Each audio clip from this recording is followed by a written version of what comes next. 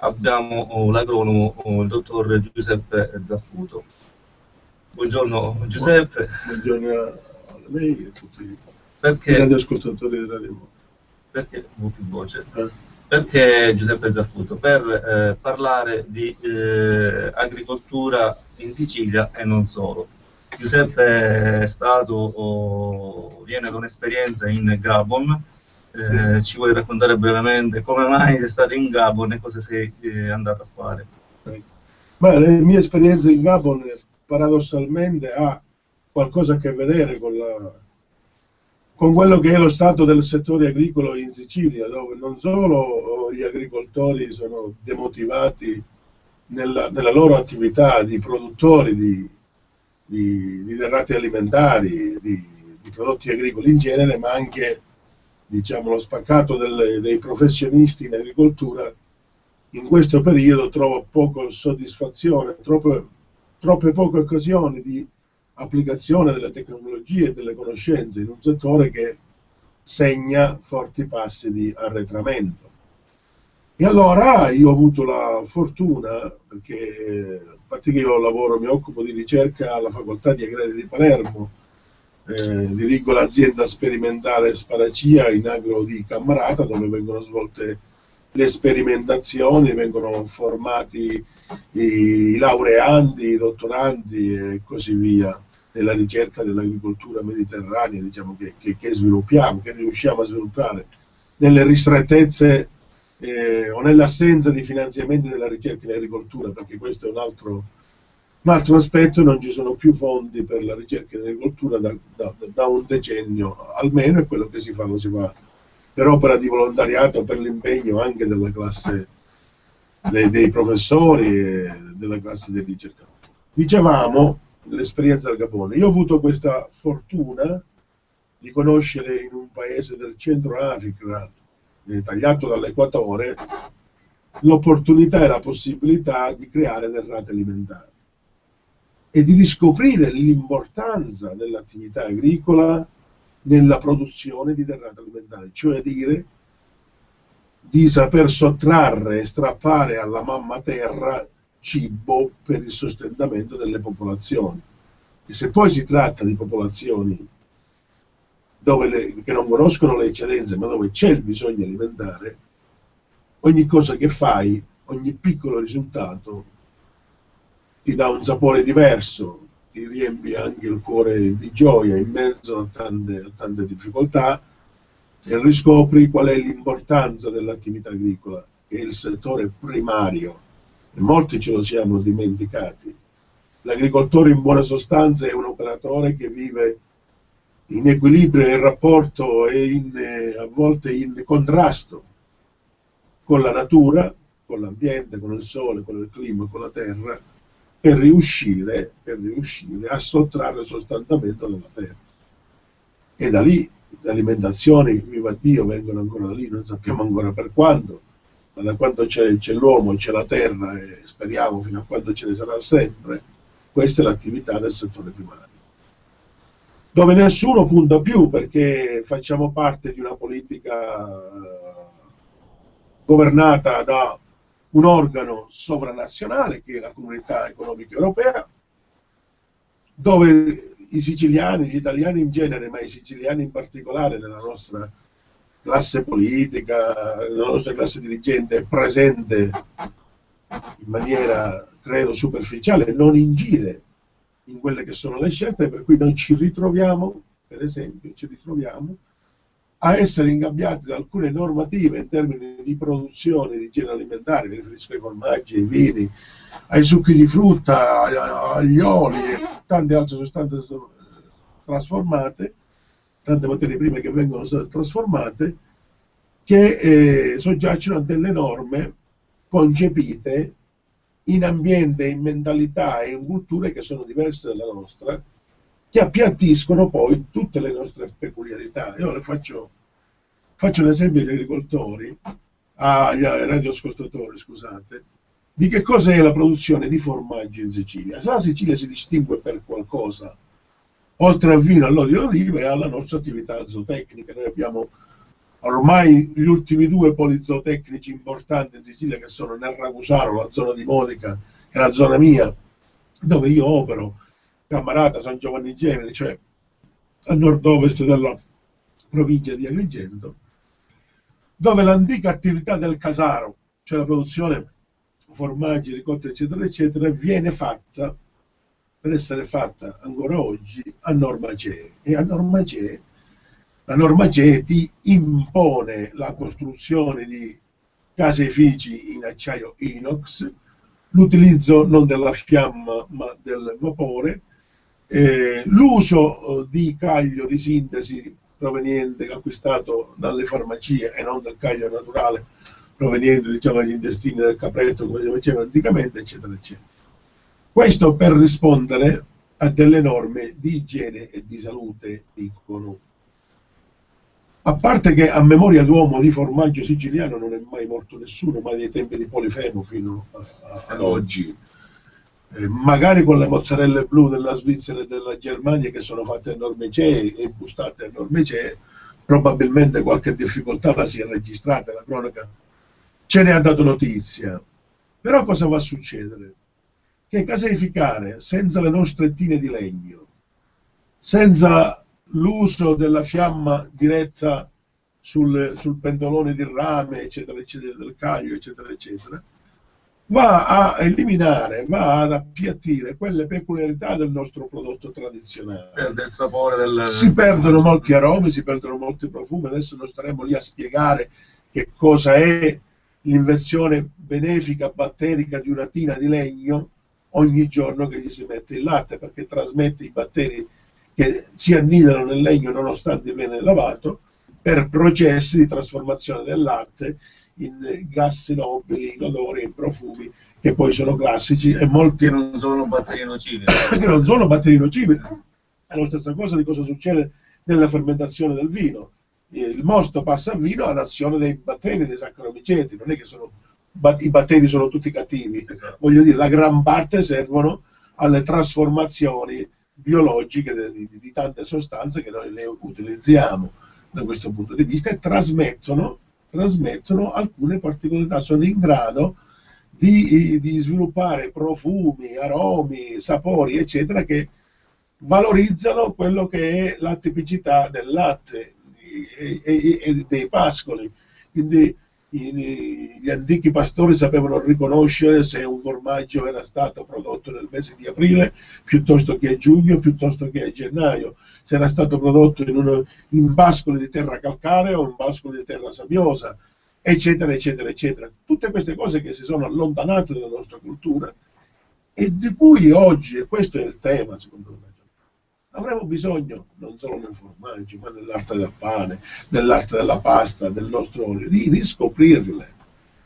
Perché oggi, a fronte di un mercato mondiale globalizzato, che è fatto di commodity, dove tu produci grano a San Cataldo e il tuo grano è soggetto a delle variazioni di mercato che nascono in posti impensabili, dove avviene il gioco della finanza, praticamente, di una finanza irreale, no? Di una finanza virtuale che poi con dei processi domino casca dall'America fino ad arrivare a noi e crea le crisi che crea.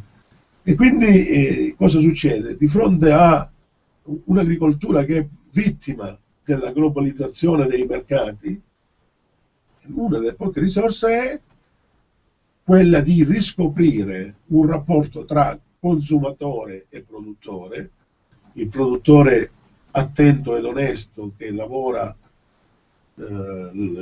la terra secondo le sue tradizioni, secondo quello che è il suo ambiente, che si è formato in quell'ambiente, e il consumatore consapevole di quello che va a richiedere, di quello che desidera, della scelta salutistica che vuole fare quando va ad acquistare qualcosa, ma ne deve avere la possibilità di riconoscere cosa va a comprare e da dove viene. Quello che succede nel nostro mercato di rado è solo per piccoli segmenti. Oggi la risposta che l'agricoltura può dare a questa crisi globale è la produzione di prodotti tipici legati al territorio, che siano profondamente riconoscibili e per la quale bisogna rifare una riadeguazione al consumo per riscoprirne il significato, la storia, la tradizione e la cultura.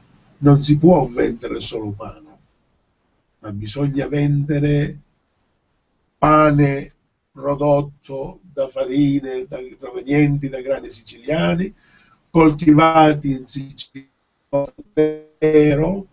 che non portano micotossine nei loro stoccaggi, da questo punto di vista, e sappiamo che quella è una scelta salutistica. Per esempio nella regione Sicilia dovrebbe essere creato un protocollo di produzione e un marchio di origine controllata del pane siciliano. Allora faccio un esempio. Il consumatore siciliano e italiano in genere incontra i prodotti del grano duro, di cui noi siamo tradizionalmente produttori. La Trinagri è stata sempre il granaio d'Italia, e le dicevo, noi nel nostro modo di vivere quotidianamente incontriamo i derivati del grano 4-5 volte al giorno, dalla colazione al croissant, allo spuntino mattutino, alla pasta a mezzogiorno, alla merenda con il pane, alla cena, eccetera, eccetera. Abbiamo a che fare più volte durante il giorno con i prodotti del grano duro.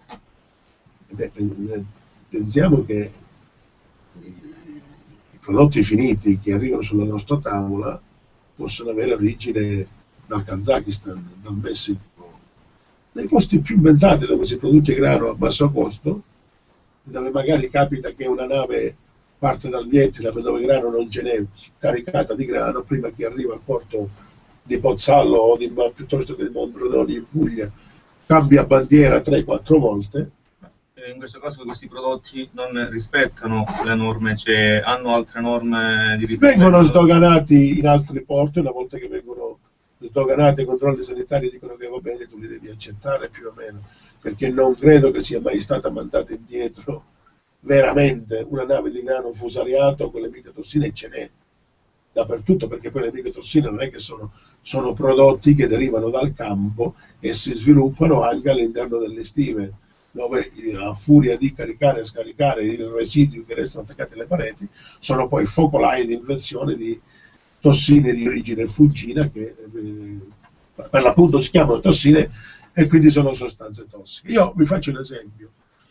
Per l'attività di ricerca sul grano duro, perché ogni anno mi ritrovo a confrontarmi con le prove nazionali di tutte le varietà di grano, duro, tenero, orzo, triticale e altro, che ci sono nel mercato nel mercato che provengono dall'attività genetica delle società costitutrici italiane, e poi questa ricerca afferisce al CRA, al Centro di Ricerca Agricoltura e Qualità del Ministero dell'Agricoltura, che fa del monitoraggio in tutte le macro aree d'Italia.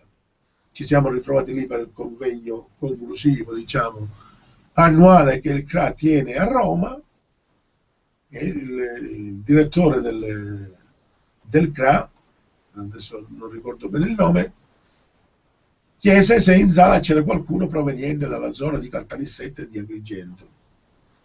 Non sapendo il motivo, io alzai la mano e dico: io sono nisseno e lavoro in provincia di Agrigento, e ha chiesto di farmi un applauso.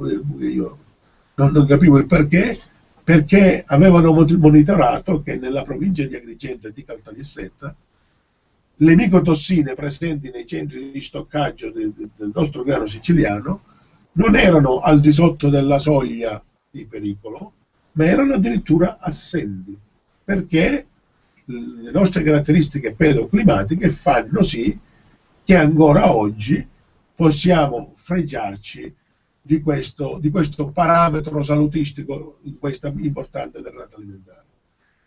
Ebbene, io questa caratteristica, che è ufficialmente certificata, non l'ho vista utilizzata assolutamente nei centri di trasformazione, nelle politiche di valorizzazione, nelle politiche di creazione dei marchi di tracciabilità in genere.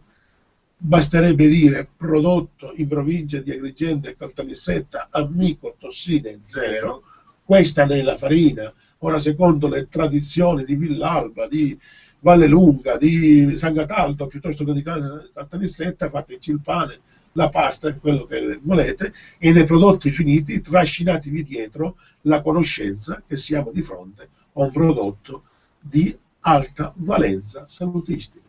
Allora, invece, quando parliamo di pasta o di semola per la pasta o parliamo di pane, si va a vedere la quantità di amido, la quantità di proteina. Lei pensi che si giustificano per gli operatori commerciali, l'operatore industriale giustifica l'importazione di grano dal Canada, per esempio, l'alto proteico, perché si deve produrre una pasta al 13% di proteina almeno. E noi con il grano siciliano si 50. Ora pensi lei che un piatto di pasta di 80 grammi mediamente, se contiene lo 0,5% di proteine, che danni fa? Non è che siamo vitelli all'ingrasso, basta un cucchiaio di formaggio per portarlo al 18 da questo punto di vista. A me interessa che nel mio piatto di pasta non ci siano le micotossine, che i miei figli non li mangiano, che non corrono il rischio di allergie come la celiachia e quant'altro, che provengono appunto dalle manipolazioni genetiche e dalle tossine presenti nelle semole. Questo è un aspetto che riguarda sì il settore cerealicolo, che è uno dei più grandi nella nostra isola, ma che parallelamente riguarda tante altre cose, tanti altri comparti. Noi siamo la terra degli agrumi, dei legumi, delle trasformazioni delle conserve, dei pomodori, eccetera, eccetera. Beh, bisogna far leva non solo su questi prodotti, ma sull'arte di trasformarli, di cucinarli, di collocarli all'interno di un panorama enogastronomico di altissima valenza, per proporlo a un pubblico e a un consumatore che non deve consumare solo il prodotto, ma che ne deve assimilare la storia e la tradizione. Solo così si riesce a trovare gli antidoti a questa globalizzazione che ci sta praticamente soffocando. Io non sono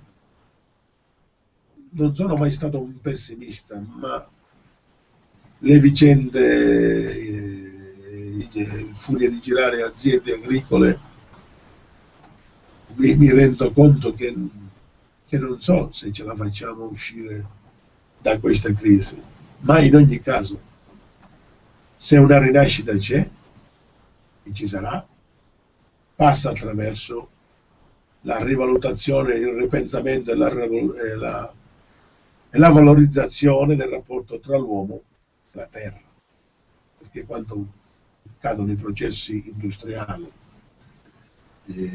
quando le attività del terziario segnano il passo, se c'è una cosa che ti rimane attaccata a quella che è la possibilità dell'uomo di sostenersi, è la terra. Di questo non lo dobbiamo mai dimenticare, perché può venire il giorno che avremo difficoltà per metterci in casa 3-4 telefonini o 2 televisori o 2 macchine, e probabilmente nella famiglia media questo non è una prospettiva tanto lontana, e quindi chi ha un rapporto con la terra può sicuramente non trovarsi in situazioni critiche come già cominciano a verificarsi in diverse parti d'Europa, ma anche in diverse parti dell'Italia. Poi vi è un altro aspetto. Parlavamo all'inizio della trasmissione del trasferimento di tecnologie, e in relazione al fatto che io ho fatto questa esperienza del Gabon, che la voglio raccontare solo per sintesi, ma non perché devo propagandare questa cosa, perché è un fatto mio personale, ma mi ha dato l'opportunità di valutare alcune cose e come si muovono gli altri paesi in un continente che sì ha grosse sacche di povertà, ma ha tratti di potenzialità enormi. Gabon, ricordiamolo, è in Centro Africa. Sì, è nella costa atlantica dell'Africa, proprio all'equatore, Un paese ricco, mi dicevi. Un paese che ha una superficie quasi poco meno dell'Italia, è il quarto paese produttore di petrolio dell'Africa, dove ci sono giacimenti di metalli preziosi, anche oro, diamante, eccetera, eccetera. Per l'85% è coperto da foresta pluviale, l'altro è savana equatoriale, che è suscettibile, diciamo, dell'attività agricola. Ebbene, anche se le attività agricole sono a un livello molto... No, le attività agricole non esistono perché non inesistenti. esistono l'agricoltura nella filosofia di quel popolo, perché è un popolo che dalla notte dei tempi ha vissuto raccogliendo quello che gli dà la foresta, sia in termini di frutti che di carne, che di selvaggina, eccetera. Quindi diciamo che il problema della denutrizione non esiste, esiste un problema di malnutrizione o di una nutrizione sbagliata rispetto ai nostri standard mediterranei.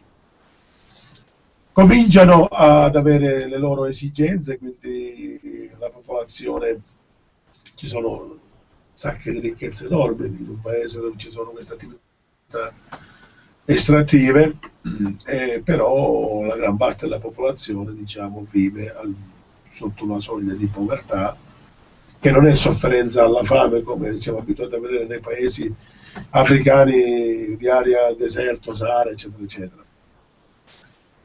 Ma se capita di andare in Gabon, si incontrano pomodori che provengono dal Camerun e dal Mali e costano 1,04 € pomodori. Una cipolla costa da 18 a 25 centesimi una. Dove lo stipendio medio? Lo stipendio medio è 6.000 euro l'anno, ma la media tra il minimo e il massimo c'è un abisso. Questo lo dobbiamo, c'è una gran parte della gente non credo che conosca gli stipendi affatto. Ma produrre l'equatore è difficile per una condizione pedoclimatica abbastanza forte, l'acidità dei terreni, le piogge che insistono per 8 mesi l'anno, ma cominciamo a riuscire, cominciamo a fare le nostre brave produzioni, siamo riusciti a fare le angurie, i peperoni, le zucchine. Adesso, una volta che siamo riusciti a fare questo, il governo gabonese ci ha incaricato a questa società italiana, a cui io faccio la consulenza, di sviluppare un progetto di produzione sulla manioca che per loro è l'equivalente del grano duro per noi, la stessa cosa, perché fa parte della loro base alimentare. Dovremo lavorarci, aspettiamo una convenzione tra il governo gabonese e l'Università degli Studi di Palermo che ci permette di avere degli interscambi di conoscenza e di trasferimento di tecnologie in quel paese. Però questo fatto, questa circostanza ci fa capire che in un paese dove c'è tutto da costruire, dalla importazione di generi alimentari, perché sanno a malapena dove si trova la gran parte della popolazione, dove si trova l'Italia, ma conoscono l'Italia come il paese della moda, il paese del buon mangiare. Non è raro trovare in diversi negozi le latte di pelato che provengono del nostro napoletano. L'olio d'oliva sono cose rare da questo punto di vista. Gli agrumi a trovarli, e lì si possono anche fare. Allora il Gabon è lontanissimo, ci vogliono 11 ore di aereo per arrivarci, 40 giorni di nave, porti poi le navi, c'è una tratta che fanno le navi in questo. Ma lì, in quella popolazione che è fatta totalmente di 1.500.000 abitanti, esistono tanti francesi, tanti cinesi, perché ci sono l'opportunità del business lì. Allora, poi il business che alla popolazione monopolizzato magari basta, il business che non lascia niente alla popolazione. Parliamo del business di attività estrattive, di demolizione della foresta per l'esportazione del legno, parliamo della produzione di olio di palma per esempio da parte dei cinesi, che gli serve come biodiesel e altro, perché comunque viene esportato, con la conseguenza di aumentare il prezzo dell'olio di palma in quel paese per la gente. Noi siamo stati considerati come un'azienda pilota migliore a cui dare molta attenzione, perché produciamo generi di consumo che vengono consumati in loco. E quindi siamo stati diciamo, destinatari di una grande benevolenza e considerazione da parte del governo giapponese. Adesso comincia tutta una nuova storia che dovremmo elaborare per vedere se siamo capaci di di imprimere una marcia, di dare una forza motrice a questa nascita dell'agricoltura in quella zona. E la nascita dell'agricoltura in quella zona, quando io vedo cosa serve in Giappone per coltivare, penso ai miei agricoltori, agli agricoltori di Caltanissetta, di Villalba, quello che sanno fare quando coltivano peperoni, pomodori, angurie, eccetera, eccetera, e penso cosa sarebbe la loro attività lì nel trasferimento di conoscenze. E, vedete, io sono stato a Montpellier in Francia. La Francia nella produzione di vini ha preso diverse sberle, specialmente ad opera dell'Italia, no?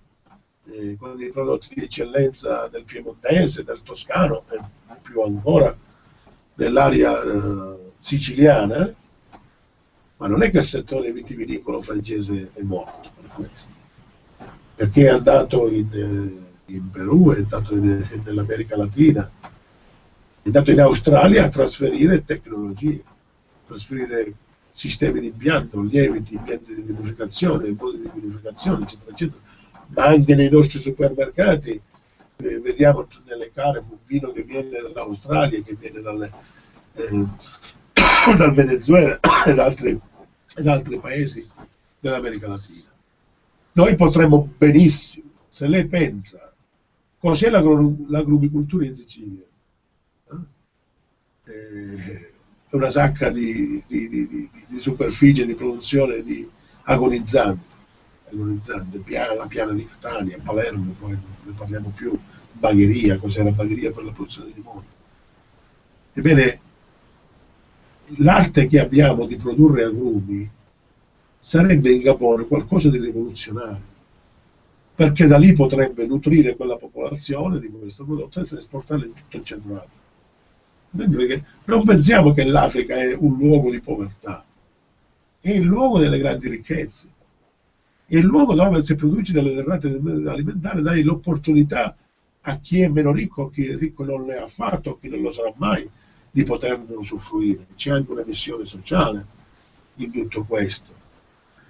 E visto che siamo a Radio Amore, io volevo dirvi una cosa.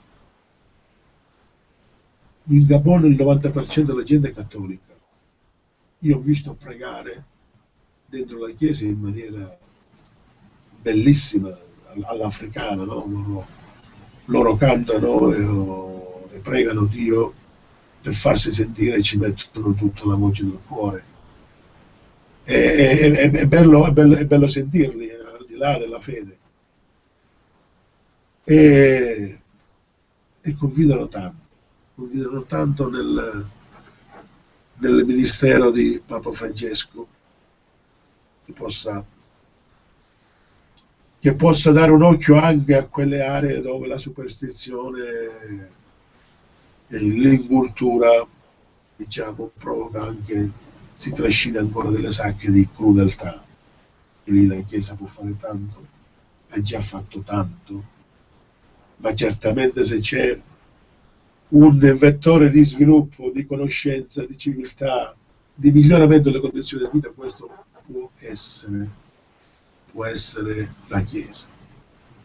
Può sicuramente essere l'acceleratore di un processo di un progresso di sviluppo sociale, culturale, economico e civile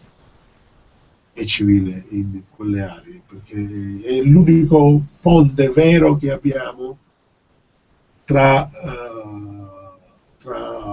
le forme di società civilizzata e solidale rispetto a delle forme di società che ancora hanno retaggi diciamo primitivi, ecco, da questo punto di vista, che non sono disdicevoli neanche disprezzabili, per carità, anzi conservano tutto il loro fascino, ma bisogna che tutto il popolo di Dio nel mondo abbia l'opportunità, no? di vivere al meglio secondo quello che il Vangelo e le scritture cattoliche, diciamo, ci hanno lasciato, e può giocare un ruolo al di là della religione, questo tipo di sviluppo.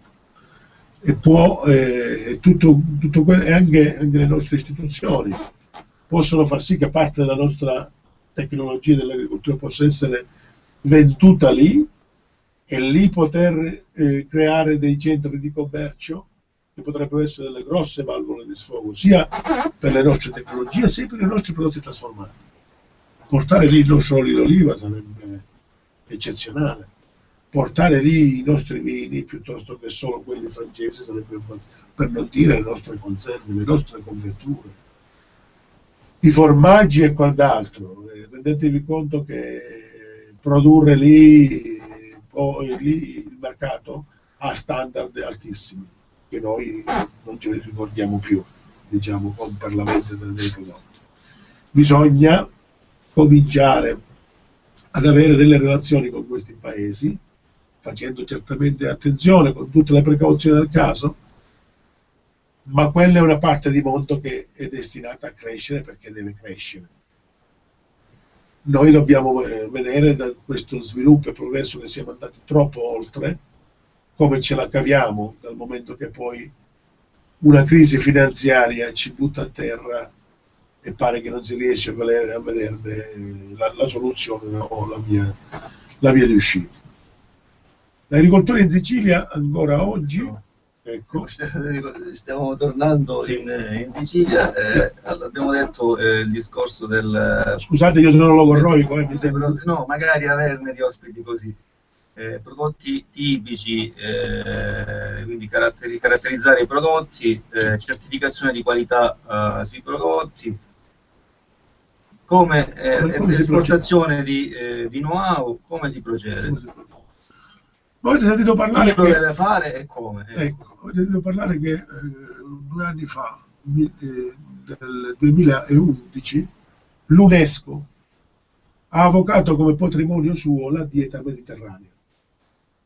Cioè dire tutti quei cibi, tutti quei prodotti agricoli che fanno parte di una dieta mediterranea che poi è la nostra dieta tradizionale, fatta di olio di oliva, carne, formaggi, ortaggi, pesce azzurro, e vino, eccetera, eccetera, dato che si è testato nel mondo che provoca, attraverso l'uso di questi antiossidanti contenuti nella gran parte dei cibi che fanno parte della tradizione mediterranea, provocano l'allungamento della vita, le migliori condizioni di salute, eccetera, eccetera. Questo è stato, la dieta del Mediterraneo non è un bene materiale, è un bene immateriale, non è un castello, un bastimento, una statua.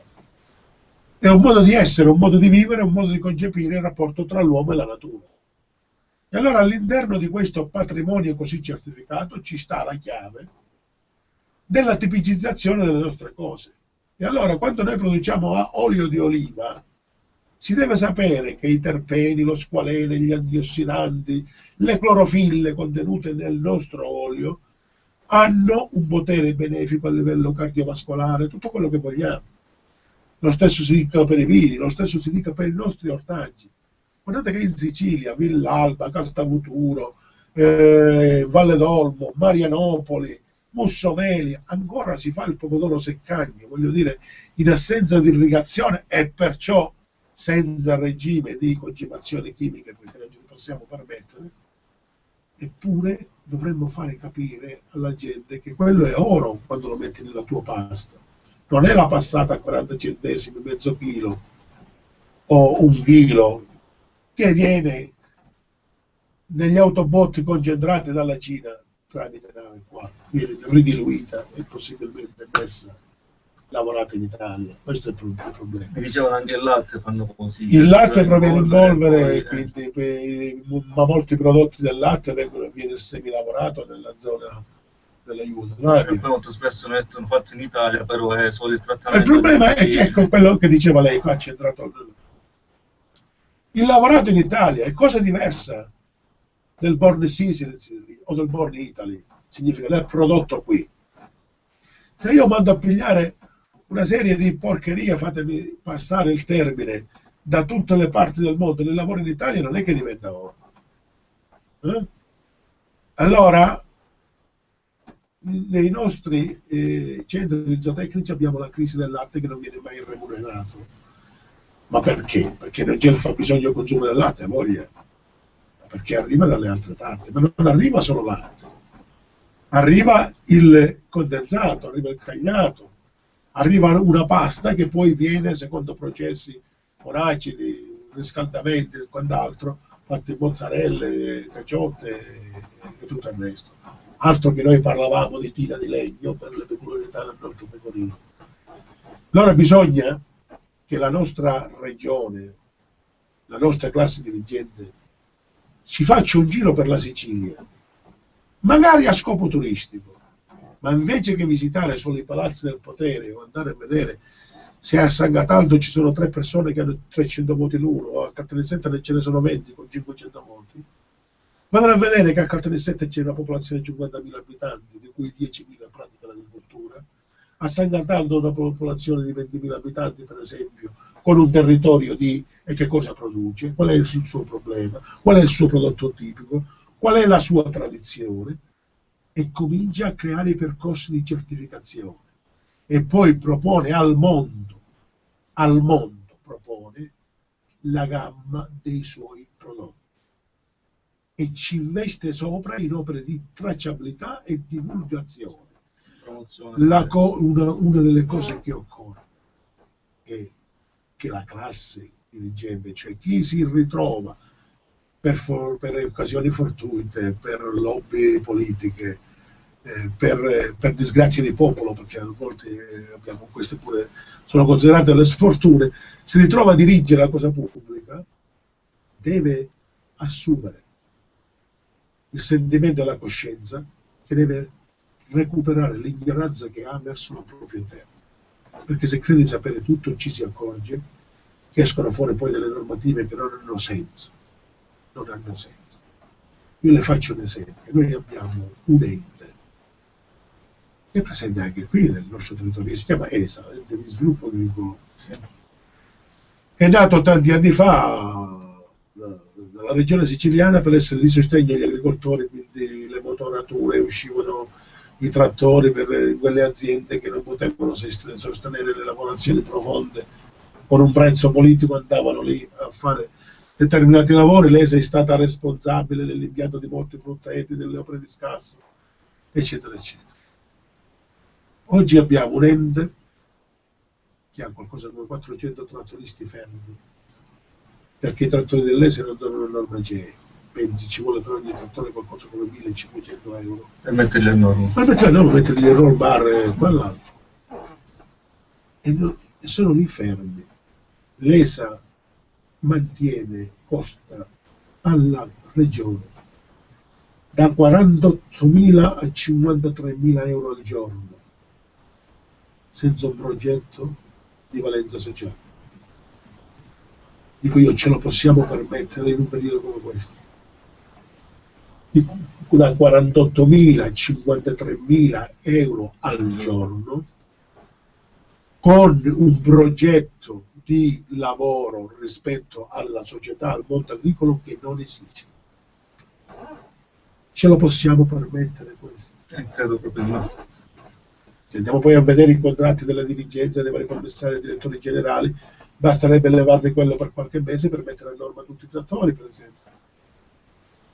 E allora in Sicilia ci sono poi le opere pie, no? Qualcosa come 130 opere pie, che alcuni hanno solo stabilimenti, altri hanno terreni che ancora si sono persi la conoscenza dei confini. Fanno parte di Mamma Regione anche quelli, dell'assessorato all'attività sociale e alla famiglia. Perché non prendere gli operai dell'ESA, i trattoristi dell'ESA, i mezzi dell'ESA, lavorare quelle terre, creare beni di consumo da dare anche alle famiglie bisognose, se è il caso, e nel frattempo creare dei sistemi di agricoltura che siano trasferibili alle aziende private, creare tecnologia e trasferimento di conoscenze. Cosa ci vuole? Ci vuole un minimo di buona volontà, ci vuole la coscienza a posto di chi ci governa da questo punto di vista. Ma come hai detto tu, molto spesso si guarda più ai numeri, dice là c'ho purtroppo non è un luogo comune. Io guardate, sono uno di quelli che pensa che la disonestà, diciamo, in politica non è il male maggiore, perché a quella ci sono gli strumenti per tenerla sotto controllo laddove si verifica. Io credo che il cancro di questa classe politica inadeguata è l'ignoranza, intesa come la non conoscenza. Se un medico, se un professore, se io che sono agronomo, ho studiato 20 anni e non finirò mai di studiare, se Dio vuole, per trasferire quello che io posso concepire. Ma chi è alla guida della cosa pubblica, chi deve influire sul destino del percorso di una società, si può permettere di non conoscere. Si può permettere di non conoscere. Ma sapete quante volte a me è capitato di amici, deputati che ti chiedono: tu hai idee? Questo tipo di... Ma io ho idee, ma ho le idee mie, tu sei lì a 20.000 euro al mese e le idee li chiedi a me. E allora se io l'idea non ce l'ho, tu non fai nulla. Sì, qual è il concepimento del fatto che tu devi essere persona dirigente? Questo è il punto. E allora si parte da lì e occorre che il nostro popolo riacquisti la capacità di indignarsi e avere la consapevolezza che per migliorare, per darsi un colpo di reni, le rivoluzioni non si fanno gridando solamente. Ci si organizza su un progetto di sviluppo serio, questo è il punto. Anche la società civile ha la sua colpa. Devo interrompere, siamo quasi alla fine, anzi siamo proprio alla fine perché adesso poi parte il notiziario. Sei stato insomma abbastanza prolisso e abbastanza preciso va benissimo nei contenuti, quindi dicevamo prodotti tipici per la Sicilia, certificazione di qualità, magari legandole al brand Sicilia, al marchio Sicilia che è conosciutissimo al mondo, quindi l'operazione sarebbe abbastanza semplice. Poi interessamento alle problematiche dell'agricoltura da parte della nostra classe politica e se non lo sanno, dico, intanto questa trasmissione è un modo per fare conoscere questi problemi e farli conoscere. Dico, noi continueremo anche a pressare, insomma, a fare opinione pubblica affinché si realizzino queste due proposte che riteniamo molto interessanti. Quindi ringraziamo i nostri radioascoltatori per averci seguito, ringraziamo il dottor Giuseppe Zaffuto. Grazie a voi. Per quanto mi riguarda, all'appuntamento con Buongiorno Radio Amore del sabato con Ubaldo Scarandino, le dirette riprenderanno a settembre, in questo mese di agosto invece manderemo in onda delle trasmissioni passate. Arrivederci, buone vacanze e ci risentiamo a settembre. Arrivederci. Siamo fuori? Aspetta che aspetto un attimo.